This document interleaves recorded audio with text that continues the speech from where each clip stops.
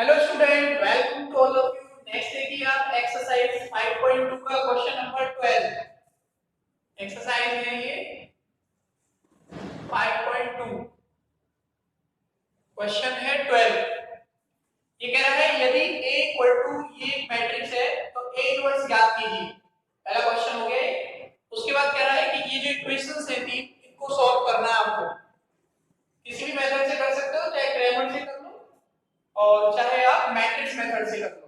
तो पहले तो इनवर्स निकालना है इसका। तो इनवर्स निकालने के लिए पहले क्या निकालना पड़ेगा? Determinant of A. डिटरमिनेंट क्या होगा इसका? 1 माइनस 2 0 2 1 3 0 माइनस 2 1। एक्सपेंड करेंगे आप, first row first column cancel होगा, 1 का मल्टीप्लाई इधर 1 में 1 माइनस 2 का मल्टीप्लाई 3 में करोगे 3 2 जा 6 माइनस का एक माइनस अपनी तरफ से लगाओगे प्लस 6 फिर आएगा प्लस 2 प्लस माइनस, यहाँ ऑलरेडी माइनस है तो प्लस हो जाएगा। फर्स्ट रो सेकंड कॉलम 1 का मल्टीप्लाई इधर करोगे 2 0 का मल्टीप्लाई 3 में करेंगे 0।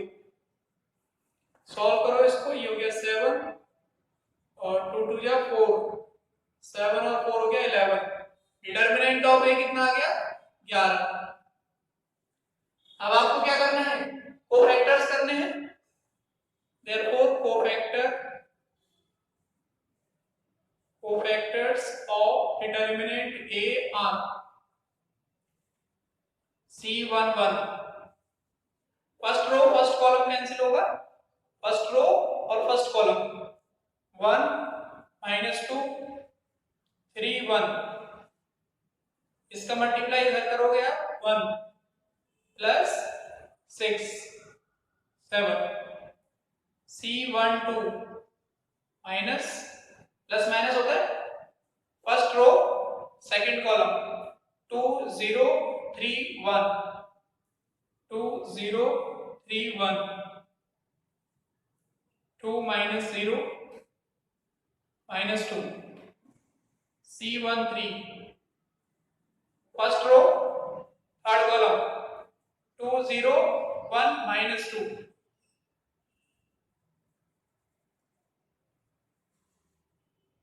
माइनस 4 माइनस 0 माइनस 4 आएगा। ये प्लस माइनस प्लस 3 और 1 कितना होगा 4। यानी कि अगर इनका सम इवन होता है, इसका इसका और इसका सम अगर इवन है, सम संख्या है तो प्लस रहता है और अगर विषम होता है तो माइनस होता है। जैसे 2 + 1 3 तो माइनस लगेगा। तो फैक्टर में पहले करके बता चुका हूं। नेक्स्ट C21 माइनस आएगा। सेकंड रो और फर्स्ट कॉलम -2 -2 0 1 -2 -2 0 1। ये हो जाएगा आपका -2 0 +2 हो जाएगा। C22 सेकंड रो और सेकंड कॉलम 1 0 0 1 1 0 0 1 1 आएगा। C23 minus second row third column 1 0 -2 -2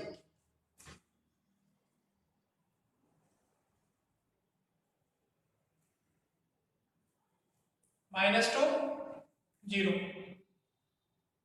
+2 हो जाएगा। C31 third row first column -2 1 0 3 -6 3 2। Third row second column 1 2 0 3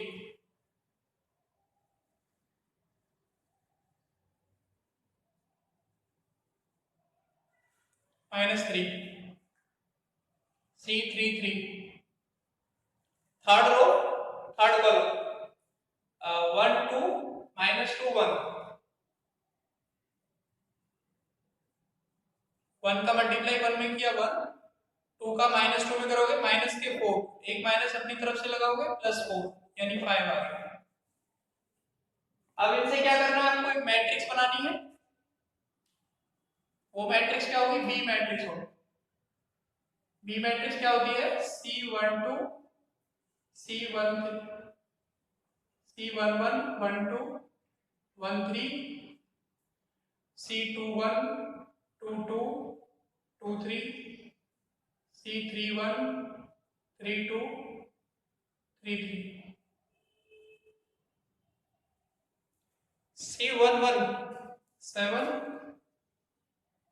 -2 -4 +2 1 2 31 -6 32 -3 और 3 3 5। ये आ गया आपकी बी। फॉर्मूला होता है adjoint of A is equal to B का transpose, transpose of B. B का ट्रांसपोज निकालने के लिए क्या करना पड़ेगा आपको, रो और कॉलम को इंटरचेंज करना है।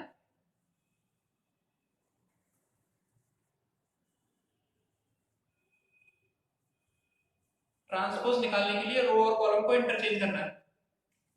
Therefore adjoint of A equal to B का ट्रांसपोज यानी रो के कॉलम बना देना। 7 -2 -4 2 1 2 -6 -3 5। ये आ गया आपका एडजॉइंट। इनवर्स का फॉर्मूला क्या होता है, A inverse is equal to adjoint A divide by determinant of A. Determinant A क्या था आपका 11, तो 1/11 एडजॉइंट की वैल्यू 7 2 -6 -2 1 -3 -4 2 5। ये आपका ए इनवर्स हो गया, एक आंसर हो गया। ठीक है, इसके बाद आपको क्या करना है, अब इन लीनियर इक्वेशंस को सॉल्व करना है। ए इनवर्स आपके पास आ गया, अब इन इक्वेशंस को सॉल्व कीजिए। सॉल्व करने का तरीका क्या रहता है, जब मैट्रिक्स मेथड से सॉल्व करेंगे तो पहले इसको मैट्रिक्स फॉर्म में लिखेंगे, फिर मैट्रिक्स फॉर्म में लिखने के बाद x को एक तरफ करेंगे, a इनवर्स इनटू b हो जाएगा। b आपकी राइट हैंड साइड हो जाती है और a इनवर्स निकाल लेते हैं, फिर दोनों का मल्टीप्लाई करके दोनों तरफ से कंपेयर करके x y z की वैल्यू निकालते हैं। तो इसको नोट करो आप, फिर मैं आपको बताता हूं इक्वेशंस को कैसे सॉल्व करें। करो इसे नोट।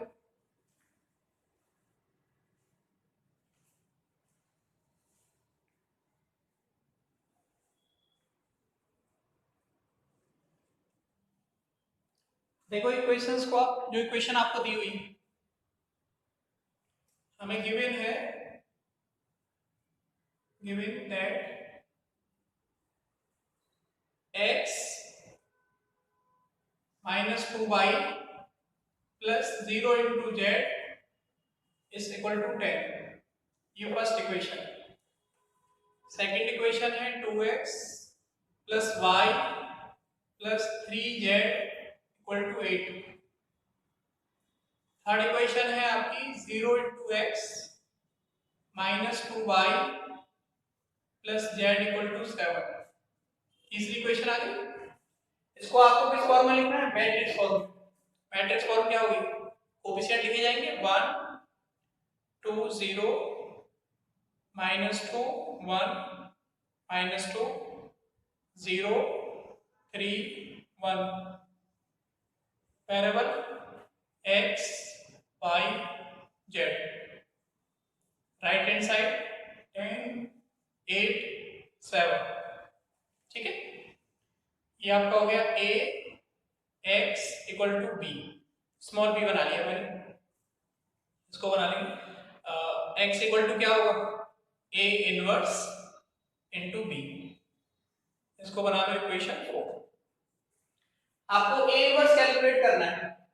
अच्छा, a जो मैट्रिक्स है यहाँ पे, वेयर a जो मैट्रिक्स है आपके पास वो कौन सी है, 1 -2 0 2 1 3 0 माइनस टू 1। x वेरिएबल्स हैं x y z। b जो मैट्रिक्स है वो है हमारी राइट हैंड साइड वाली 10 8 7, ये जो लिखी हुई है, ठीक है। अब इस a को देखो आप, और आपको जो a दी हुई थी इसको देखो, दोनों को एक, इसको ये माना है दिया हुआ है ये और ये दोनों एक ही है। 1 minus two 0 1 minus two 0 2 1 3 2 1 3 0 minus two 1 0 minus two 1।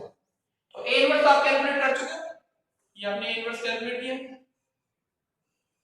तो अलग से आपको फिर दोबारा से a इनवर्स नहीं निकालना पड़ेगा, ये काम आ जाएगा। और b आपके पास ये है, तो a इनवर्स की और b की वैल्यू यहां पर करें, और ये x जो मैट्रिक्स है वो आपके पास है, इन दोनों का मल्टीप्लाई करके दोनों तरफ से कंपेयर कर देंगे, आंसर आ जाएगा। देखो इसमें from equation 4, from equation 4 B है x, x क्या है हमारा x y z, a inverse आपने ये कैलकुलेट किया है 1/11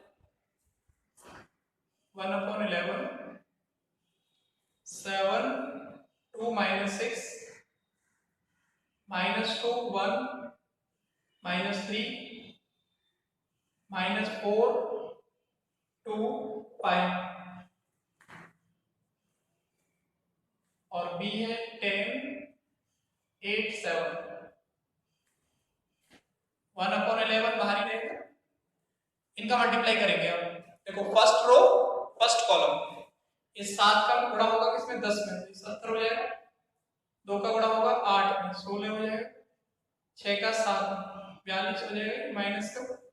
सेकंड रो फर्स्ट कॉलम, -2 का 10 में करेंगे माइनस के 20, 1 का 8 में करेंगे +8, -3 का 7 7 के 21 माइनस, 4 का इधर करोगे -40, 2 का 8 में करेंगे 16, 5 का 7 में 35,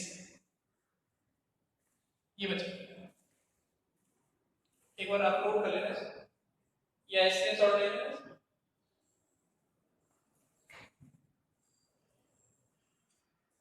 अब मल्टीप्लाई हो गया, अब इनको ऐड करके दोनों तरफ से केवल क्या करनी है, कंपेयर करनी है। आप दोनों तरफ से तुलना करके x y z की वैल्यू आ जाएगी। हम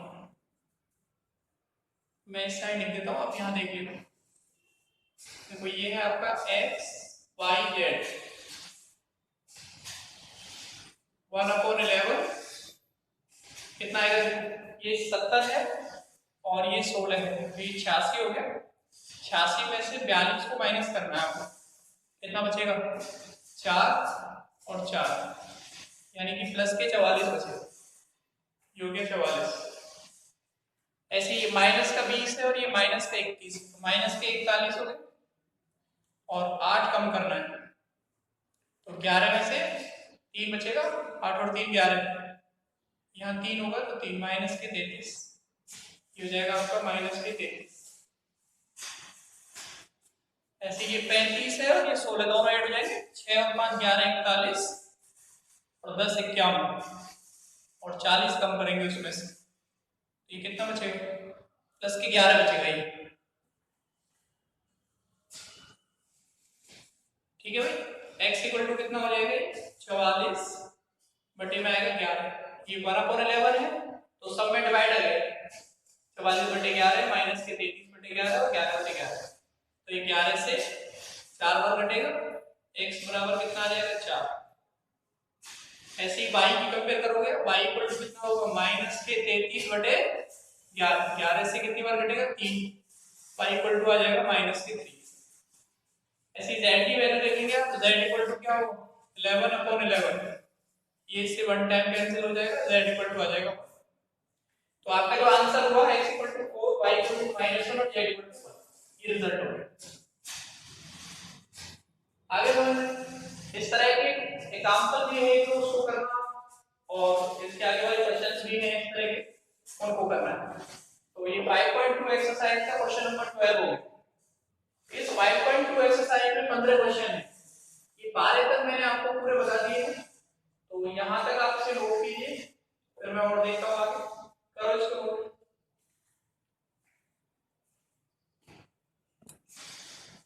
इस 5.2 एक्सरसाइज का क्वेश्चन नंबर जो 13 है, 13वां जो क्वेश्चन है, उसको आप करना अपने आप। मैं आपको बता रहा हूँ क्वेश्चन नंबर 14 मैंने यहाँ लिख दिया है बोर्ड पर ये क्वेश्चन। वैसे तो आपके पास बुक है, उसमें देख सकते हो आप, तो लेकिन अगर बुक नहीं भी है तो यहाँ से आप क्वेश्चन देख लें। ये कह रहा है आव्यूह है ये वाला का वृत्तक्रम आव्यूह ज्ञात कीजिए तथा इसकी सहायता से निम्नलिखित समीकरण निकाय को हल कीजिए। आपको क्या करना है, पहले इस मैट्रिक्स की इनवर्स मैट्रिक्स फाइंड आउट करनी है। इनवर्स मैट्रिक्स निकालने के लिए पहले आपको इसका डिटरमिनेंट निकालना पड़ेगा, फिर आप एडजॉइंट निकालेंगे कोफैक्टर की हेल्प से, फिर उस एडजॉइंट के में डिटरमिनेंट ऑफ ए से डिवाइड करके इनवर्स आ जाएगा। ठीक है, जैसे मैंने अभी क्वेश्चन नंबर 12 में किया है वही तरीका है, सेम पूरा कैलकुलेशन उसी तरह से करनी है, केवल यहाँ पे वैल्यू चेंज हो जाएगी। ठीक है, कर लोगे आप लोग, इसका इनवर्स निकालेंगे, उसके बाद इन दोनों का मल्टीप्लाई करेंगे और दोनों तरफ से कंपेयर करेंगे और तीन इक्वेशन बनाएंगे यहाँ पे एक्स वाई जेड। उन तीनों इक्वेशंस को ये जो मैट्रिक्स है ये वाली, वो जो इक्वेशंस बनेगी एक्स वाई जेड में, उनके जो गुणांक होंगे, उनकी जो मैट्रिक्स होगी वो ये बनेगी अपने आप। आप इसको सॉल्व करोगे तो ये आएगी, तो वहां से ए इनवर्स तो आप पहले निकाल ही चुके होंगे, फिर उस ए इनवर्स में केवल आपको बी का मल्टीप्लाई करना है और कैपिटल एक्स के इक्वल रख के दोनों तरफ से कंपेयर करके एक्स वाई जेड कर सकते हैं कि नहीं। चलो देखो मैं थोड़ा बहुत बता देता हूं उसको, उसके आगे आप करके देखना, नहीं हो तो फिर मुझे पूछना। ठीक है, तो पहले आप इसका इनवर्स निकाल लेते हैं। इसको मान लेते हैं आप ए, ऐसे लिखो, माना कैपिटल ए जो मैट्रिक्स है वो आपकी ये 1 -1 1 2 1 -3 1 1 1। अब आप इसका डिटरमिनेंट निकालो, डिटरमिनेंट ऑफ ए, तो डिटरमिनेंट क्या हो जाएगा, 1 -1 1 2 1 -3 1 1 1। एक्सपेंशन कर लोगे इसका, 1 first row first column cancel हो जाएगा, ये 1 -3 +3 हो जाएगा, +1 first row second column 2 -3 +1 first row third column 2 -1 4 -1 +1, यानी कितना आ गया 4। डिटरमिनेंट ऑफ ए आ गया आपका 4। दोबारा एक बार चेक कर लेना, फर्स्ट रो फर्स्ट कॉलम कटेगा 1 और -3 +3 हो जाएगा, ये प्लस हो जाएगा, ये 2 ये -3 और ये -3, इसका मल्टीप्लाई कर दिया -3, एक माइनस अपनी तरफ से लगाओगे +3 हो जाएगा। फिर उसके बाद 1 से करेंगे थर्ड रो एक कॉलम 2 और ये -2। ठीक है, ये कितना हो गया 5 हो गया, प्लस का 5 +5, तो 4 और 5 9 और 10 कैंसिल नहीं होगा, कितना हो जाएगा 10। ये आपका डिटरमिनेंट ऑफ ए आ गया। अब इसके कोफैक्टर करोगे, कोफैक्टर निकाल के फिर कैपिटल बी मैट्रिक्स बनाओगे और उस कैपिटल बी मैट्रिक्स की हेल्प से आपको क्या मिलेगा, इसका इनवर्स। तो ये आपको करना है, मैं यहां तक बता रहा हूं केवल, ये मैंने बता दिया, इसका डिटरमिनेंट आ गया। आपको क्या करना है, इसका कोफैक्टर निकालने हैं और उसकी हेल्प से आपको ए इनवर्स निकालना है। ये आपका काम है, होमवर्क हो गया, ये ए इनवर्स निकालना है। पहले एडजॉइंट निकालो, ये डिटरमिनेंट है तो ये आ ही गया, आपको कोफैक्टर से एडजॉइंट और एडजॉइंट में डिटरमिनेंट से डिवाइड करके इनवर्स आ जाएगा। उसके बाद अब इसकी ये जो इक्वेशन दी हुई है, इनके पहले मल्टीप्लाई करो दोनों की, उसके बाद क्या करना है, जब ये इनवर्स निकल आएगा, इस फर्स्ट रो का फर्स्ट कॉलम में मल्टीप्लाई करना है, कितना आएगा फर्स्ट रो फर्स्ट कॉलम, ये यहां मल्टीप्लाई होगा, x plus 0 into y plus 1 into z यानी z। एक इधर से आ जाएगा, इसका मल्टीप्लाई यहां करो 1/2 का, तो 2y अपॉन 2 y हो जाएगा और ये 2 और 2 कितना हो गया 4, मल्टीप्लाई इसको y को इधर ले आओ, x minus y plus z equal to 4। ये आपकी फर्स्ट इक्वेशन है। ठीक है। अब सेकंड के लिए देखो 2x plus y plus 0 is equal to 3z plus 0। इसको इधर लाओ, 2x plus y minus 3z is equal to 0। ये हो गया आपका इक्वेशन सेकंड। नेक्स्ट देखिए आप 0 plus y plus z, y plus z minus x plus 2। x को इधर लाएंगे आप, x plus y plus z equal to 2। Equation हो गई थर्ड। तीन इक्वेशन हो गए आपके पास, फर्स्ट सेकंड और थर्ड। इसके गुणांकों की जो मैट्रिक्स बनाओगे आप तो क्या आएगा 1 माइनस 1 1, देखो आ रहा है 1 माइनस 1 1। सेकंड में 2 1 माइनस 3 2 1 माइनस 3 1 1 1। कोएफिशिएंट किसके x y z के 1 1। ठीक है। तो ये जो मैट्रिक्स है ए, वो इन तीनों समीकरणों से जो गुणांकों की मैट्रिक्स बनेगी उसी के इक्वल आता है। तो इनवर्स तो यहां से निकला है। ये तीन इक्वेशन हो गई आपके पास। इन तीनों इक्वेशन से आपका कैपिटल ए आ जाएगा। मैट्रिक्स फॉर्मूला लिख देंगे इसको, a x equal to b। x equal to कितना आ जाएगा, a इनवर्स इनटू b। ये आपकी इक्वेशन में मान लेता हूं ओ, वेयर a जो मैट्रिक्स है वो आपकी कितनी है, ये बनेगी 1 माइनस 1 1 2 1 माइनस 3 1 1 1। बी जो मैट्रिक्स है वो क्या है, राइट हैंड साइड है।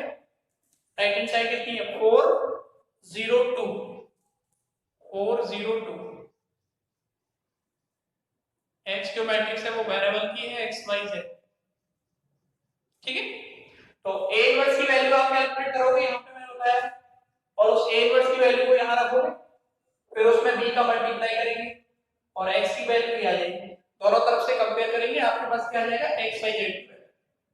तो यहां तक मैंने बता दिया क्वेश्चन। आगे आप इस क्वेश्चन को कंप्लीट करेंगे अपनी पेयर फॉर्म। ऐसा मत करना कि जितना मैंने कराया उतना ही करो, पूरा करना है।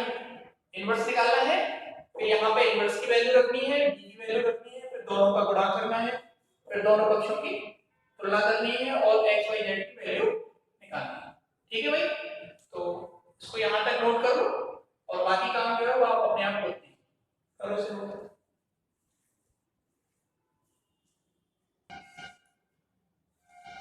एक्सरसाइज 5.2 का ये लास्ट क्वेश्चन है, क्वेश्चन नंबर 15। ये कह रहा है यदि समबाहु त्रिभुज की भुजा स्मॉल a है तथा उसके जो सीड्स हैं उनके कोऑर्डिनेट आपको दिए हुए x1 y1, x2 y2 और x3 y3। तब आपसे कह रहा है कि आप सिद्ध कीजिए कि इस डिटरमिनेंट का जो स्क्वायर है वो इसके इक्वल है 3a की पावर 4। ठीक है भाई। तो इसका सॉल्यूशन लिखने के लिए आपको लेफ्ट हैंड साइड लेके चलिए, यानी कि टेकिंग LHS। LHS है आपकी x1 y1 2 x2 y2 2 x3 y3 2। इसमें देखो ये जो कॉलम है, इस कॉलम में 2 कॉमन आ रहा है, तो 2 को आप बाहर निकालेंगे, 4 स्क्वायर है तो क्या हो जाएगा 4 हो जाएगा, और ये अंदर क्या बचेगा x1 y1 x1 x2 x1 x2 x3 y1 y2 y3 1 1 1 का होल स्क्वायर। आपको मैंने अगर किसी ट्रायंगल के शीर्षों के निर्देशांक पता है तो आप उस ट्रायंगल का क्षेत्रफल लिख सकते हो। उसका एक फॉर्मूला इस चैप्टर में मैंने आपको बताया है। अगर आपको किसी त्रिभुज के शीर्षों के निर्देशांक पता है, ये त्रिभुज हो गया, इसका ये एक शीर्ष हो गया x1 y1, दूसरा शीर्ष हो गया x2 y2 और तीसरा हो गया x3 y3। इसकी भुजाएं ये बता रहा है, समबाहु यानी कि हर भुजा समान है। तो इस त्रिभुज का क्षेत्रफल क्या होगा, क्योंकि त्रिभुज का क्षेत्रफल को डिनोट करते हैं डेल्टा से। उसका फॉर्मूला होता है, क्या फॉर्मूला है बताओ, 1/2 ऐसे डिटरमिनेंट बनाते हैं, x1 y1 1, x2 y2 1, x3 y3 1। ये बताया था मैंने आपको, इसके क्वेश्चन भी बताए मैंने करके। अगर किसी ट्रायंगल के शीर्षों के निर्देशांक पता है तो उसके क्षेत्रफल का सूत्र क्या होता है, डेल्टा इक्वल टू 1/2 ये। अब आप इसमें देखिए क्वेश्चन जो इसके प्लेस पर ये जो लिखा हुआ है, मैं यहाँ पे ऐसे लगा रहा हूँ, आप मत लगाना पेड़ कॉपी में। इसके प्लेस पर आप क्या लिख सकते हो, यहाँ से ये 2 इधर चला जाए, 2 डेल्टा यानी 4 इंटू ये आ जाएगा 2 डेल्टा का स्क्वायर, ऐसे तो आएगा। ये 4 तो बाहर है, इसके प्लेस पर क्या आ जाएगा, वो जो 2 है इस पूरे के प्लेस पर, इस वाले के प्लेस पर यहाँ से 2 को इधर भेज देंगे तो ये 2 डेल्टा होगा। तो 2 डेल्टा और ऊपर स्क्वायर है तो स्क्वायर, तो ये 2 दूनी कितना हो जाएगा 4, ये हो गया आपका 4 इंटू 4 डेल्टा स्क्वायर। डेल्टा क्या है यहाँ पर, त्रिभुज का क्षेत्रफल, और समबाहु त्रिभुज का क्षेत्रफल क्या होता है, क्योंकि समबाहु मतलब जिसकी प्रत्येक भुजा क्या है समान है, समबाहु त्रिभुज का क्षेत्रफल क्या फॉर्मूला होता है बताओ, 4/3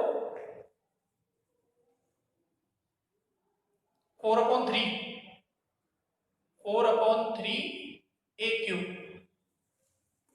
4/√3, ये जो होता है सॉरी √3/4, सॉरी ये होता है √3/4, 3/4 भुजा का स्क्वायर होता है, क्यों होता है √3/4 भुजा स्क्वायर होता है, √3/4 भुजा का स्क्वायर ये होता है। समबाहु त्रिभुज का क्षेत्रफल होता है √3/4 a स्क्वायर। तो इस वैल्यू को आपको कहां पुट करना है, यहां पे पुट करना है, तो कितना आएगा देखो, पुट करो, ये 4 इंटू 4 इसके प्लेस पर आ जाएगा √3/4 भुजा स्क्वायर का स्क्वायर, ये 16 हो गया आपका, ये 3/16 a स्क्वायर, 16 से 16 कट जाएगा तो कितना आएगा a स्क्वायर, इसके ऊपर स्क्वायर हो रही है, 2 दूनी 4 हो जाएगा पावर, यानी वैल्यू आ जाएगी आपकी 3a की पावर, और ये क्या है, ये राइट हैंड साइड। ये समबाहु त्रिभुज का जो क्षेत्रफल है वो कितना होता है, √3/4 a स्क्वायर यानी भुजा का वर्ग, √3/4 भुजा का वर्ग। या भुजा कितनी है आपकी, भुजा यानी साइड a है तो √3/4 a स्क्वायर। तो इस डेल्टा की वैल्यू को यहां पुट करेंगे, इससे इसका होल स्क्वायर हो रहा है, तो इसका होल स्क्वायर करोगे √3 का तो 3 हो जाएगा, और 4 का स्क्वायर करोगे 16, और ये 4 का मल्टीप्लाई कितना होगा 16, तो 16 से 16 कैंसिल हो जाएगा, तो 3a की पावर 4, तो 3a की पावर 4 ये प्रूफ करो। तो एक्सरसाइज 5.2 कंप्लीट हो गई आपकी आज, और इसके आगे वाली चीजें इसके आगे वाले वीडियो लेक्चर में